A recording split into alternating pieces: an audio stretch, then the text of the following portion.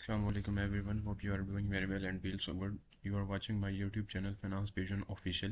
In this video, we try to cover these three topics. The first one is arithmetic and geometric mean return. The second one is variance and standard deviation and how to calculate variance and standard deviation of two different stocks and how to calculate the expected rate of return. Let's come to the first topic, arithmetic and geometric mean return. To solve this arithmetic and geometric mean return, we see some questions. The first question is, during the past five years, you own two stocks that had the following annual rates of return. The first year 0.19 stock A, 0.08 stock B, and also given these equation. First one, compute the arithmetic mean annual rate of return for each stock. Which stock is the most desirable by this measures.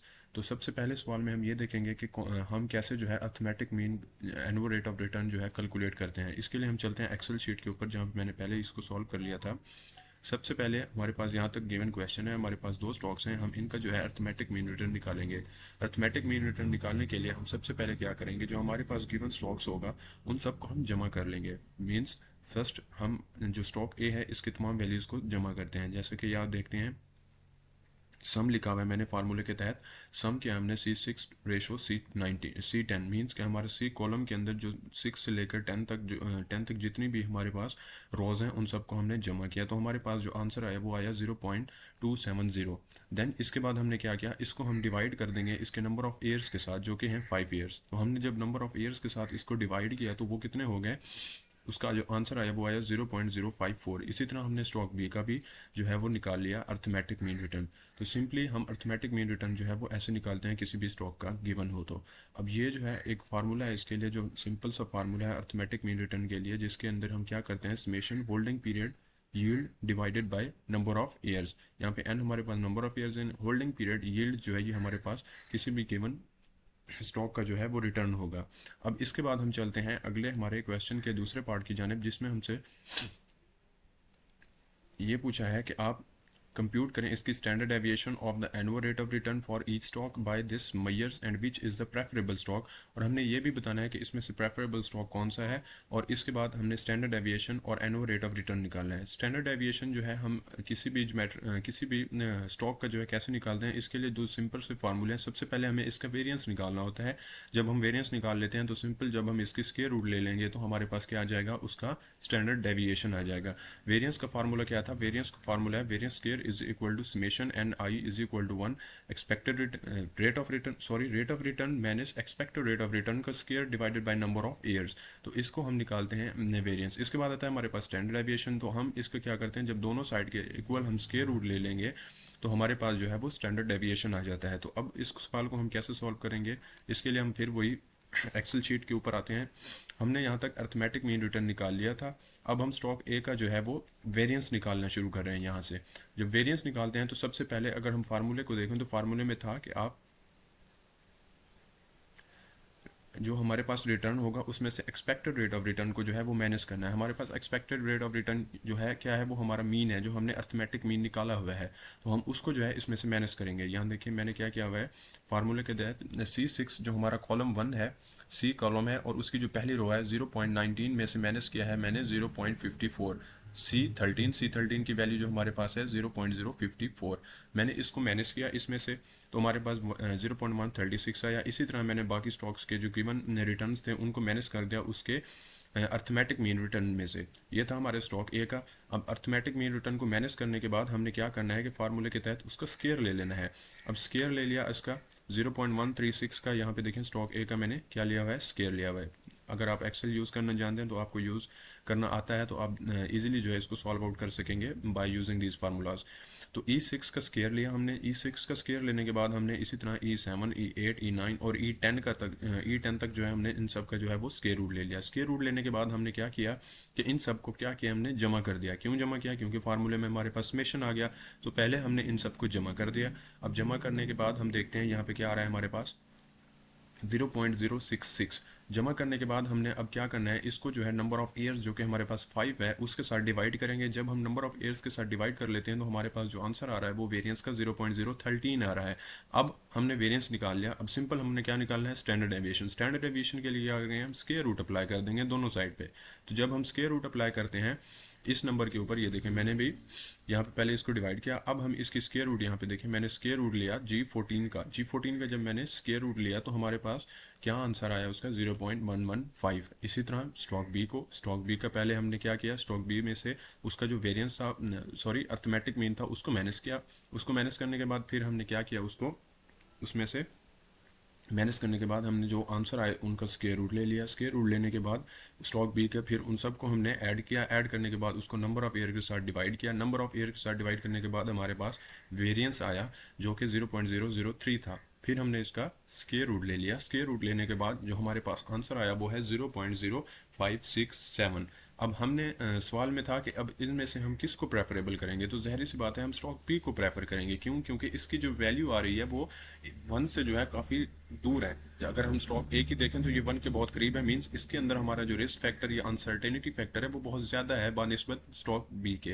तो हमने देखा कि कैसे जो है हम दो different stocks का जो है वेरिएंस और इसकी स्टैंडर्ड डेविएशन और उसका अर्थमेटिक मीन रिटर्न जो है वो कैलकुलेट करते हैं, और इन दोनों की बेसिस के ऊपर हमने किसको जो है वो प्रेफरेबल करना है स्टॉक्स की बेसिस के ऊपर। तो हमने हमारे पास जो स्टैंडर्ड डेविएशन आया उसकी बेस के ऊपर हमने यहाँ पे स्टॉक बी को जो है वो प्रेफर किया।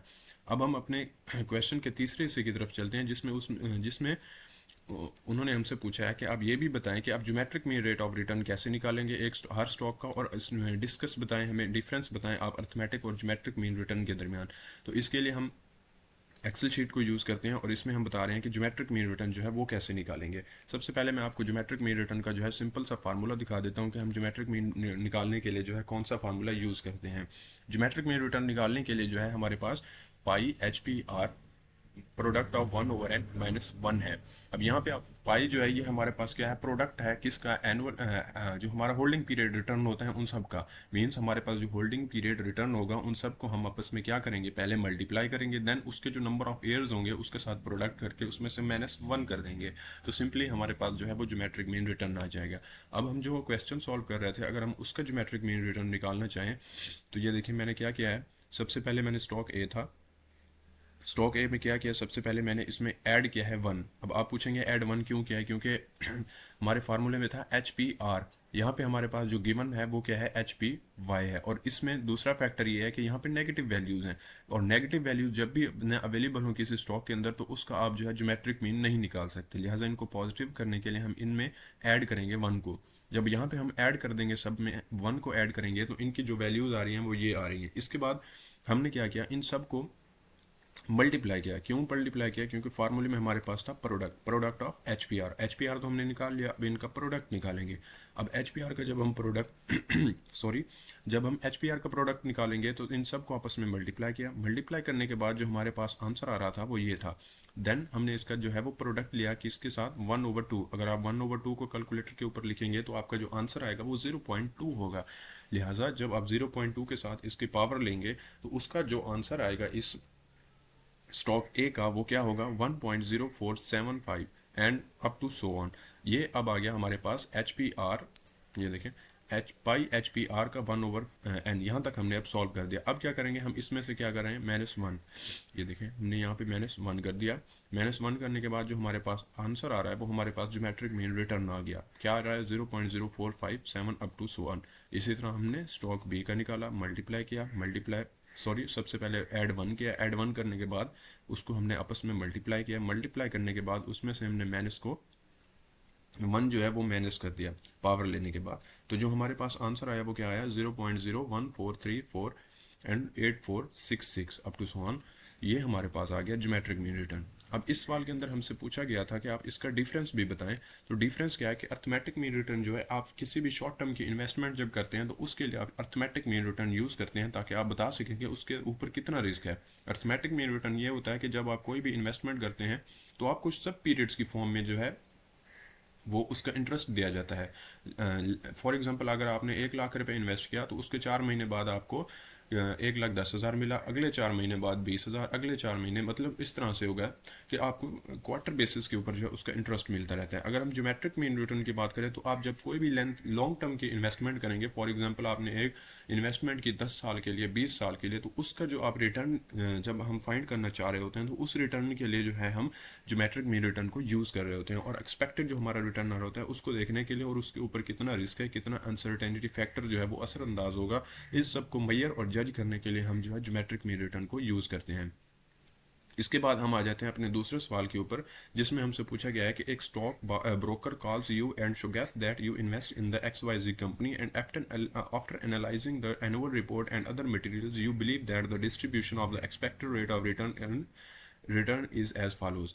हमें एक ब्रोकेज कंपनी है, उसने हमें बुलाया, उसने हमें बताया कि आप जो है हमारे पास जॉब करें, और आप जो है हमें एनुअल रिपोर्ट और इसका कुछ मटेरियल हमें गिवन करके बताया कि आप बताएं इसका एक्सपेक्टेड रेट ऑफ रिटर्न कितना होगा इस इन्वेस्टमेंट का। यहाँ पर हमारे पास रेट ऑफ रिटर्न और प्रोबेबिलिटी होती है। प्रोबेबिलिटी याद रखें हमेशा इक्वल टू 1 होगी, मतलब आप जितनी भी प्रोबेबिलिटीज़ हैं इन सबको जब भी जमा करेंगे तो ये हमेशा इक्वल टू 1 के ही आएगी, ना ये कम होगी ना इससे ज़्यादा जा सकती है। हाँ कम हो सकती है लेकिन वो पॉसिबल नहीं है। लिहाजा जो रेट ऑफ रिटर्न है हमारे पास वो कितने हैं, 0.10%, जिसका विनिंग चांस कितना है 0.30%। मीन्स कि आपको 10% आपके इन्वेस्टमेंट के ऊपर लॉस हो सकता है, जिसके चांसेस कितने हैं 0.30%। इसी तरह हो सकता है आपको कोई प्रॉफिट ना हो, जिसके चांसेस हैं 10%, 0.10%। इसके बाद अगर आप देखें रेट ऑफ रिटर्न हो सकता है एक्सपेक्टेड 0.10 है, आपको एक रिटर्न आ सकता है 0.10 का, उसके चांसेस भी 0.30 हैं। मींस इसी तरह 0.25% भी प्रॉफिट हो सकता है, जिसके चांसेस 0.30 हैं। तो अब वो पूछ रहा है कि इसका एक्सपेक्टेड रेट ऑफ रिटर्न जो है इस स्टॉक का आप हमें फाइंड करके दें।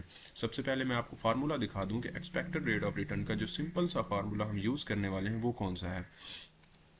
ये देखें, एक्सपेक्टेड रेट ऑफ रिटर्न के लिए हम क्या करेंगे, is equal to summation probability multiply by जो रिटर्न है। मीन्स कि हमारे पास जो गिवन प्रोबेबिलिटी है, ये देखें, ये हमारे पास ये वही क्वेश्चन है जो मैंने एक्सेल शीट पे लिख लिया है, रेट ऑफ रिटर्न है।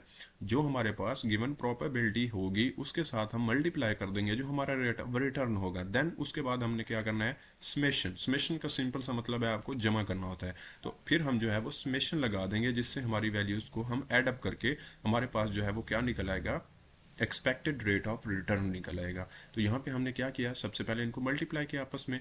ठीक है जी, 0 को 0 से मल्टीप्लाई करेंगे 0 आएगा, 0.25 मल्टीप्लाई 0.33, तो इसका जो आंसर आया 0.075। फिर हमने क्या किया, इन सबको जमा किया। ये देखें, सम किया हमने G11 से, ये G कॉलम 11 हमारी रॉ नंबर, और G11 से G14 तक जितनी वैल्यूज़ हैं हमने उस कॉलम के अंदर उन सबको जमा कर लिया। तो हमारे पास जो आंसर आया वो क्या आया, 0.075 हमारा एक्सपेक्टेड रेट ऑफ रिटर्न आ गया।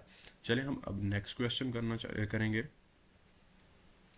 नेक्स्ट क्वेश्चन में क्या है कि आप वो कहता है आप बताएं क्या होता है लिक्विड इन्वेस्टमेंट और इलिक्विड इन्वेस्टमेंट क्या होते हैं, और इसको आप बताएं कि हाउ डिस्कस करेंगे why you consider each of them to be a liquid और इलिक्विड। सिंपल सी बात है, लिक्विड यहाँ पे इन्वेस्टमेंट की बात है। अगर हम एसेट्स को देखें तो लिक्विड एसेट्स क्या होते हैं, लिक्विड एसेट्स वो होते हैं